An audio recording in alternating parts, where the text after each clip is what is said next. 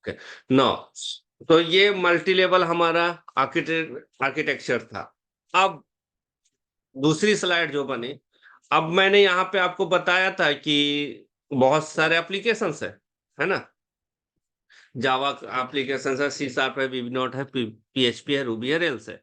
Suppose कर लीजिए एक एप्लीकेशन अमेजोन का मैं लेता हूँ, अमेजोन का। अमेजोन से पहले एक और आया था, उसका मैं नाम भूलियो। ओके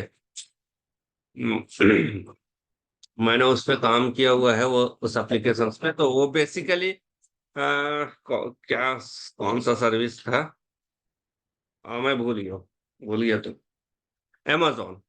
तो मुझे अमेजोन की टेक्निक नहीं पता है अभी, शायद रिएक्ट जेएस में है। इसकी जो यूआई है, रिएक्ट जेएस है। ठीक है, रिएक्ट जेएस है यूआई। इसकी जो बिजनेस लॉजिक है, अब आर्किटेक्चर में बताता हूं। जो बेसिकली एप्लीकेशन हम बनाते हैं उसके दो लेयर्स होते हैं। एक तो यूआई हो गया, जो यूजर इंटरफेस। दूसरा होता है business logic.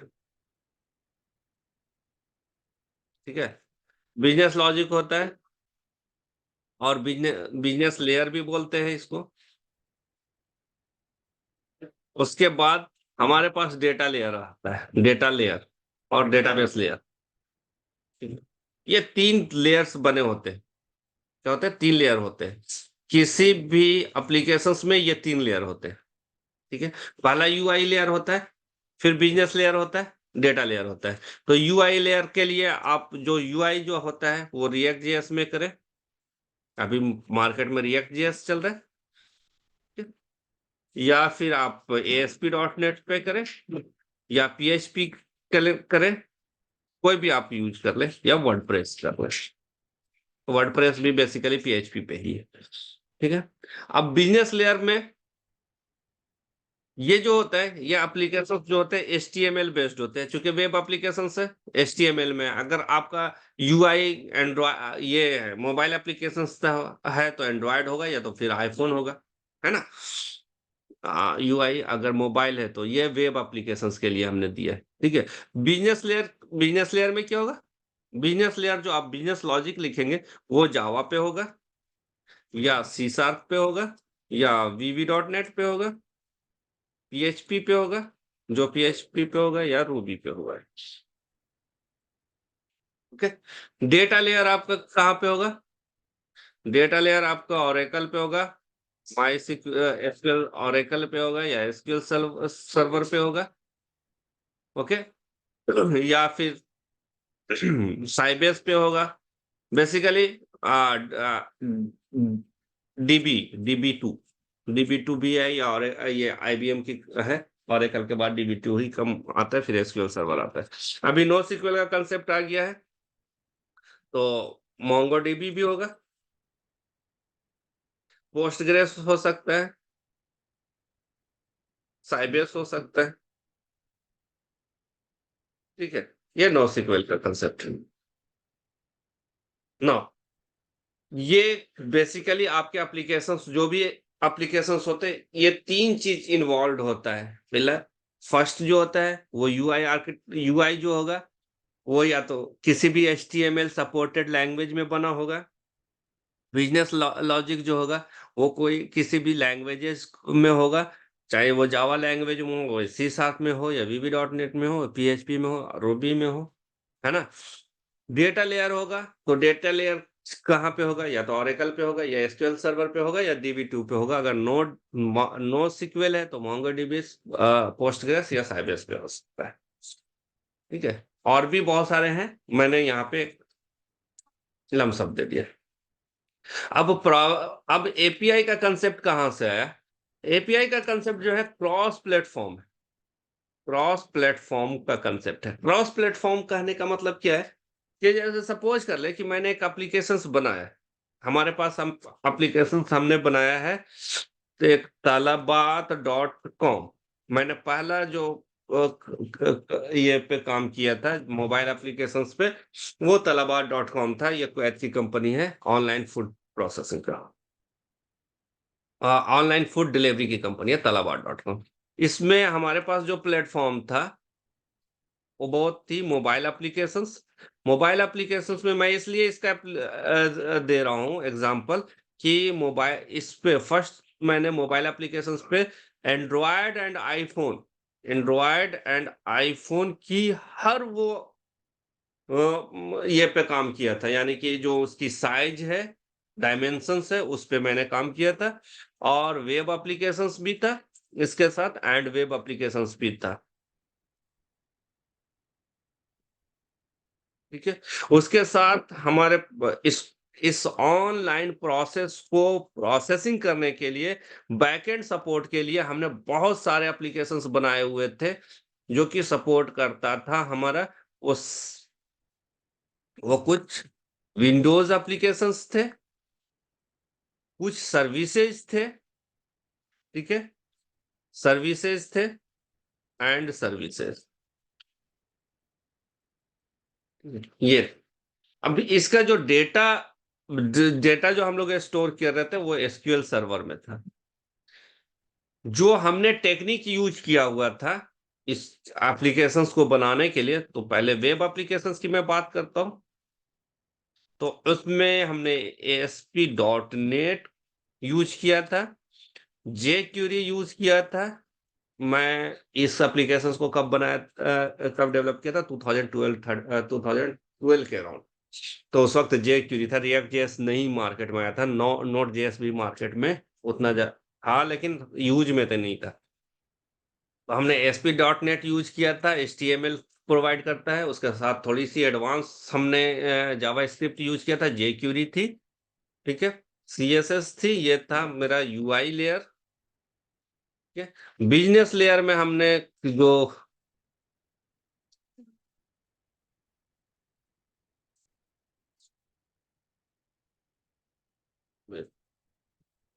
Business business layer में हमने C# यूज किया हुआ था। ठीक है, और डेटा लेयर के लिए हमने SQL सर्वर यूज किया हुआ था, जहां पे डेटा हमारा था। अब C# में जो हमने पैटर्न यूज किया था, C# में वो MVC पैटर्न था, model view controller. MVC pattern use किया हुआ था। क्या था? मॉडल, ये आर्किटेक्चर्स होता है एप्लीकेशंस डिजाइन का, मॉडल व्यू कंट्रोलर। ठीक है, ये हमने यूज किया हुआ था। अब इसमें भी अगर आप जाएंगे तो बहुत सारे डिजाइन पैटर्न होते हैं। डिजाइन पैटर्न बहुत सारे होते हैं। बेसिकली इसको दो कैटेगरी में डिवाइड किया गया है। किसी भी एप्लीकेशंस को हम डिजाइन किसी जैसे हमने अभी लास्ट सेशंस कंप्लीट किया था, उसमें हमने क्या यूज किया था फहीम साहब? जो हमने फ्रेमवर्क बनाया था उसमें, फहीम एंड अनवर। जो है कुकुम्बर यूज किया था सर। कुकुम्बर तो वो हमारा सपोर्टिंग टूल्स था। हमने page object model and page factory, that page is a object design pattern, page है ना? Object model page factory sir. हाँ, page object model and page factory हमने यूज किया था, that is a design pattern. तो basically जो design pattern है वो स्ट्रक्चरल है एंड बिहेवियरियल्स है। Behaviour behaviourals. ठीक है, अब इसमें बहुत सारे पैटर्न्स हैं, जिसमें model view MVC is one of them. ठीक है, MVC is one of them. तो ये डिमांड्स होती है, वो एप्लीकेशंस की डिमांड्स होती है कि किस तरह से। जैसे ऑटोमेशंस के लिए हमने पेज ऑब्जेक्ट मॉडल यूज किया था और फैक्ट्री पैटर्न्स यूज किया था, राइट? तो मैंने जी यहाँ सर। पे व्यू, अब यहाँ पे जो व्यूज था, मॉडल्स एंड व्यू। मॉडल हमारा जो था C# में लिखा हुआ था, व्यू जो था ASP.NET में लिखा हुआ था। अब हमने यहाँ पे इस एप्लीकेशंस को 3 सर्वर पे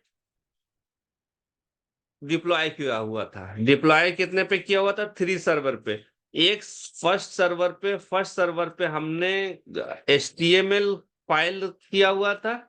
दूसरे सर्वर पे हमने व्यू मॉडल को किया हुआ था, यानी कि हमारा बिजनेस लॉजिक था। और तीसरे सर्वर को हमने डिप्लॉय किया हुआ था, जिसपे हमारा डेटा था, यानी कि SQL सर्वर। ठीक है, ये इंटरनली हमने डिवाइड किया हुआ था। ये हमारा आर्किटेक्चर वेब एप्लीकेशंस का था। मोबाइल एप्लीकेशंस का डिफरेंट था, एंड्रॉइड का अलग था, आईफोन का अलग था। अब यहाँ पे हमारे पास एक ही मॉडल था, मॉडल हमारा एक ही था, उसको वेब पे भी अप्लाइड हो रहा था, मोबाइल में, दोनों मोबाइल पे यानी कि एंड्रॉयड पे भी उसी को एक्सेस कर रहे थे, एंड आईफोन पे भी उसी मॉडल को एक्सेस कर रहे थे। लेकिन अगर आप थोड़ी सी भी नॉलेज रखते हैं तो एंड्रॉयड और आईफोन दोनों अलग अलग कंपनीज है, दोनों की काम करने का इंटरनल प्रोसेस डिफरेंट है ना। तो ये कॉमन हम कैसे यूज कर सकते हैं, दिस इज व्हाट ये था। तो हम लोग ने क्या किया हुआ था, जो मॉडल था वो एपीआई, इसीलिए हमने आपको बताया कि हम ये मॉडल को दूसरे सर्वर पे डिप्लॉय किया हुआ था, because it is API, application program interface. ठीक है। अब एपीआई का जो कंसेप्ट आया है वो क्रॉस प्लेटफॉर्म के लिए आया, क्रॉस प्लेटफॉर्म के लिए। जैसे सपोज कर ले कि हमने अमेजोन कर लिया था आपको, ठीक है। तो अमेजोन की सर्विसेज बहुत सारे प्लेटफॉर्म पे, सॉरी, बहुत सारे कस्टमर यूज कर रहे हैं अमेजोन, है ना।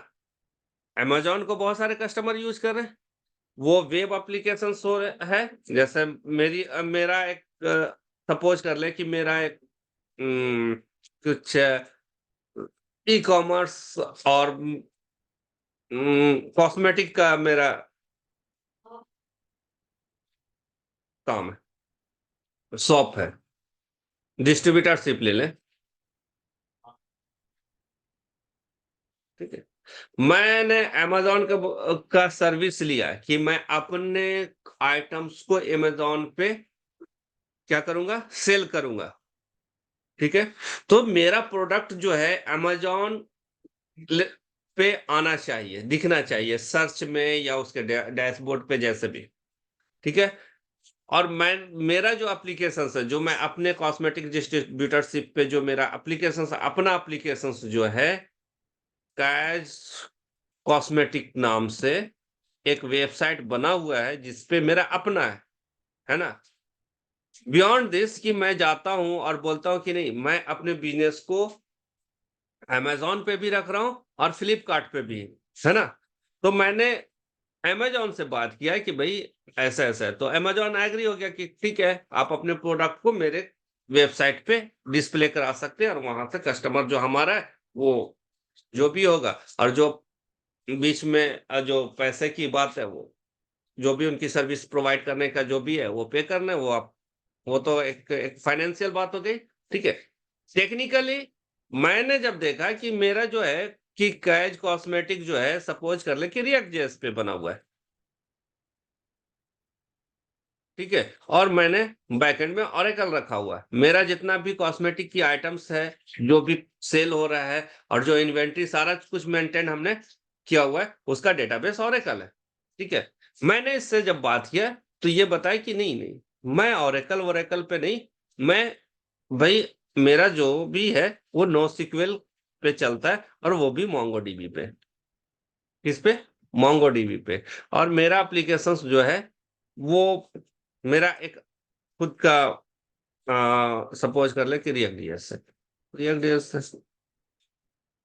लेकिन जो इनका बना हुआ, और मैंने यहाँ को ओरेकल के साथ सपोज कर ले कि हमने सी शार्प यूज किया है बिजनेस लेयर के लिए, जब मैं इसके पास आया तो पता चला कि भाई ये तो जावा का प्लेटफॉर्म यूज कर रहे हैं, ठीक है। अब देखिए, सी शार्प और जावा दोनों अलग अलग है, ठीक है, दोनों की लैंग्वेजेज अलग है, दोनों की जेवीएम अलग है ना, प्रोसेसिंग करने का जो है वो अलग है। इसके लिए जो प्रोसेसर्स है वो अलग है, यानी कि जो इसका जो कंपाइलर इंटरप्रेटर जो भी बोले वो अलग है, जावा के लिए अलग है। ये दोनों कॉम्पेटिबल नहीं है, उसी तरीके से कंपेटेबल नहीं है जिस तरह से एक प्योर हिंदी या उर्दू बोलने वाला फ्रेंच वाले के साथ कंपेटेबिलिटी नहीं रखता, उसी तरीके से सी शार्प और जावा में भी कंपेटेबिलिटी की इश्यूज है। कि अगर आप किसी ये इमैनुअल मैक्रोन के सामने अगर हमारे प्राइम मिनिस्टर हिंदी बोलेंगे तो he will not understand anything, है ना। कि वो कुछ नहीं समझ में आएगा, क्योंकि उनको हिंदी पता नहीं है। और इमैनुअल मैक्रोन अगर फ्रेंच में बात करेगा तो हमारे प्राइम मिनिस्टर को नहीं समझ में आएगा।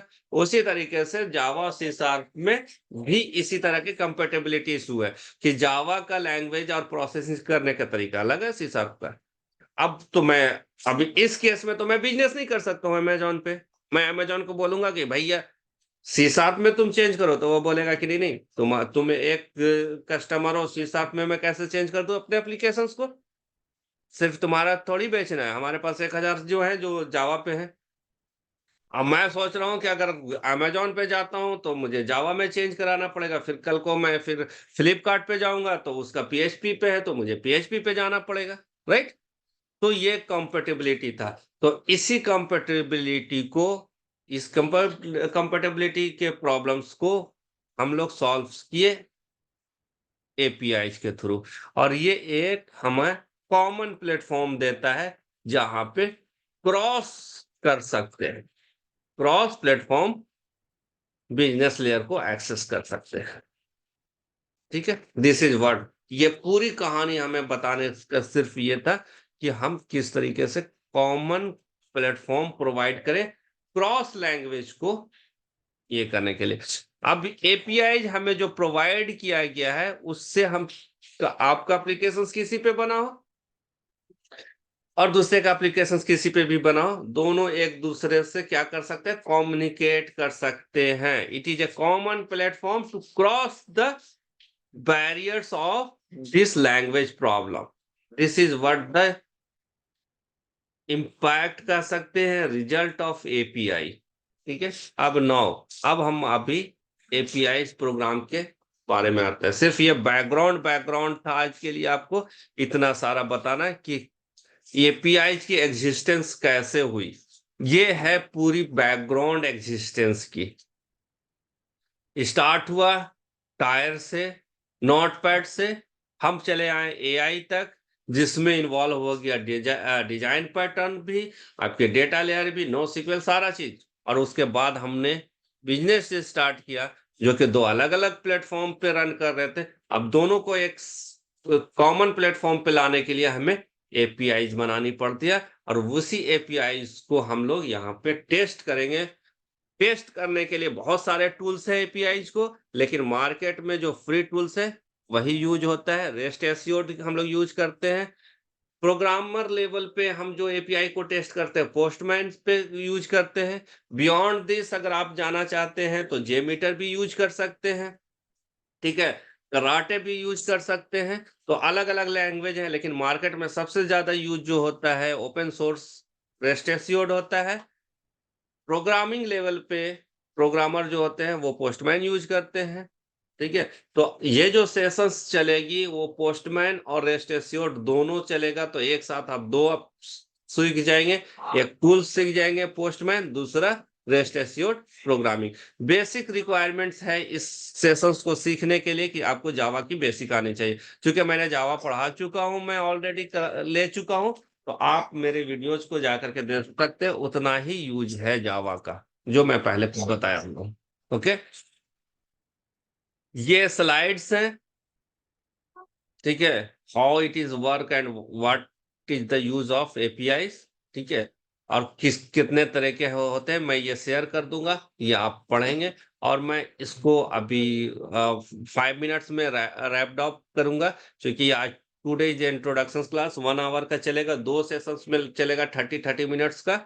ओके, और इंशाल्लाह 6 to 7 क्लासेस में मैं इसको कंप्लीट करने की कोशिश करूंगा विद इन 1 मंथ। ओके, तो ये जो एपीआई है, set of program code enables data transmissions between one software product and another. ठीक है, वन सॉफ्टवेयर प्रोडक्ट जो कि मैंने यहाँ पे बोला, वन हमारा कैज कॉस्मेटिक था, दूसरा हमारा अमेजोन था। उस पे एक दूसरे को डेटा ट्रांसफर करने के लिए जो हम लोग कोड यूज करते हैं दैट इज कॉल्ड एपीआई। अब इसको थोड़ा सा मैंने बहुत ज्यादा एलाबरेट किया है, वो आप खुद पढ़िएगा। लेकिन जो मैंने 1 घंटे से जो आपको बताने की कोशिश किया था वो इसकी ये समरी है, ये इस पेज पे।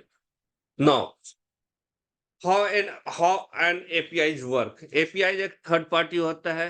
ठीक है, उसे कॉल करना पड़ता है, हमें अपने एप्लीकेशंस में कॉल कराना पड़ता है, ठीक है।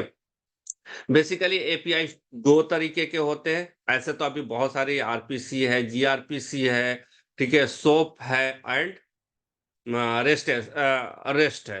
तो सबसे ज्यादा हम अभी यूज करते हैं रेस्ट, इसलिए यूज करते हैं सोप टेक्निक में स्टेटलेस और स्टेटफुल का कंसेप्ट है। सोप में स्टेटलेस होता है, उसको कैश नहीं कर सकते, रेस्ट को कैश कर सकते हैं। मैं बेसिकली ओवरव्यू अभी दे रहा हूँ, और चूंकि अब कुछ मिनट बचा हुआ है सेशंस कंप्लीट होने का, तो इसलिए मैं ओवरव्यू दे रहा हूँ। ये स्लाइड में शेयर कर दूंगा, इस पे जो भी क्वेश्चंस होगा नेक्स्ट सैटरडे को हम लोग इंशाल्लाह करेंगे। अच्छा, मेजर कॉमनली ये थोड़ा सा ये जो है टाइप्स ऑफ एपीआई, ये हमारे लिए नहीं है, उन लोगों के लिए जो डेवलप करते हैं, एपीआई डेवलप करते हैं। तो एपीआई टाइप्स है, पब्लिक है, पार्टनर है, प्राइवेट है, कंपोजिट है, ठीक है, ठीक है, okay. Also some of the API based on service, web होता है, लोकल होता है, प्रोग्राम होता है, ठीक है। एंड टाइप्स ऑफ एपीआई जैसे सोप हो गया, रेस्ट हो गया, जेसोन आरपीसी है एंड एक्सएमएल आरपीसी है, ठीक है। ये पूछते हैं, ये टाइप्स ऑफ एपीआई में सोप और रेस्ट के कंपैरिजन पूछते हैं। टाइप्स ऑफ एपीआई में क्या क्या फंक्शंस आप यूज करते हैं, get, put, post and delete. उसके अलावा अभी पैचेज भी आ गए हैं, तो ये सारी चीजें हम लोग देखेंगे रेस्ट एपीआई। ये जो टेबल्स है इसको आप थोड़ा सा गो थ्रू कीजिएगा, सोप वर्सेस रेस्ट डिफरेंस है, ठीक है।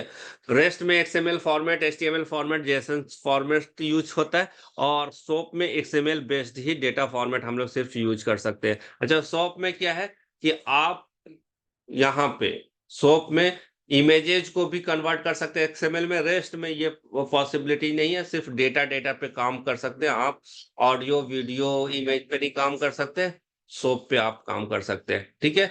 ये इसकी सिंपल ऑब्जेक्ट एक्सेस प्रोटोकॉल है, और ये है रिप्रेजेंटेशनल स्टेट ट्रांसफर, यानी कि ये स्टेटलेस होता है, ये स्टेटफुल होता है। इसके स्टेट को आप कैश नहीं कर सकते, इसके स्टेट को, रेस्ट के स्टेट को कैश कर सकते हैं।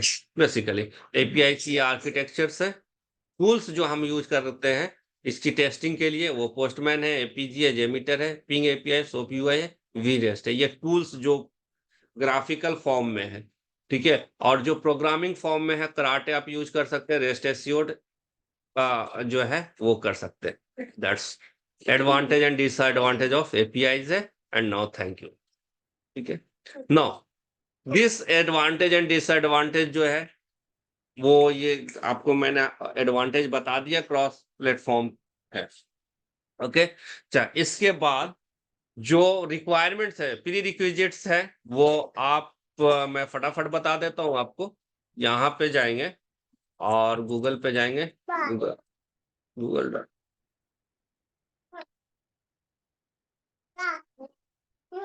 गूगल स्पेलिंग क्या है, यहाँ पे पोस्टमैन करेंगे। सबसे पहले पोस्टमैन आप डाउनलोड कीजिएगा, पोस्टमैन डाउनलोड पे जाएंगे, ये डाउनलोड पोस्टमैन है, ठीक है। ये लिंक मैं आपके ये पे शेयर कर दे रहा हूँ व्हाट्सएप ग्रुप पे, टू डाउनलोड दिस पोस्टमैन, ठीक है। इसको आपको डाउनलोड करके रखना है, पोस्टमैन को। पोस्टमैन जाएंगे, यहाँ पे आपको विंडोज 64 बिट आ रहा है, विंडोज एप्लीकेशंस के लिए विंडोज यहाँ पे है, आप इसको डाउनलोड कर लीजिएगा, ठीक है। इस पे क्लिक करेंगे, टर्म्स एंड कंडीशंस जो भी होगा आप ये करेंगे, ठीक है। उसके बाद नेक्स्ट जो आता है, आप गूगल में इंटेलिजे, ठीक है, IntelliJ IDEA community editions, community editions कौन सा है, ये इंटेलिजे अल्टीमेट है, कम्युनिटी एडिशन है। अल्टीमेट आप यूज कर सकते हैं, community edition Java and Kotlin जो भी आप चाहें वो उसको यहां से आप क्या कर सकते हैं, ठीक है, चला गया, डाउनलोड कर सकते हैं। ये है ट्रायल है, ये ओपन है, ओपन सोर्स कीजिएगा, ठीक है। ये कम्युनिटी, ये इंटेलिजेंट कम्युनिटी एडिशंस कीजिएगा, तो ये फ्री है, परमानेंट है, ओपन सोर्स कोड है, ओके। इसके लिए भी मैं आपको यहाँ पे भेज दे रहा हूँ। अगर आप चाहें, हाँ, गूगल पे नहीं, सॉरी एक्लिप्स, ये इंटेलिजे पे नहीं करना चाहते, एक्लिप्स पे करना चाहते हैं तो एक्लिप्स डाउनलोड कर लीजिएगा, एक्लिप्स सॉफ्टवेयर और web ID, desktop and web ID. यहाँ यहाँ पे क्लिक करेंगे तो क्लाउड है, आईडी प्लेटफॉर्म है, डिस्कवर किधर, कहाँ पे ये है, तो प्रोजेक्ट डाउनलोड, यहाँ पे दिया हुआ है आईडी डाउनलोड, तो आप यहाँ से डाउनलोड कर सकते हैं। तो मैंने ये प्लेटफॉर्म पे बता दिया है। अगर कोई इसको क्या है, वीएस कोड पे करना चाहे तो वीएस कोड पे भी कर सकते हैं, लेकिन मैं बहुत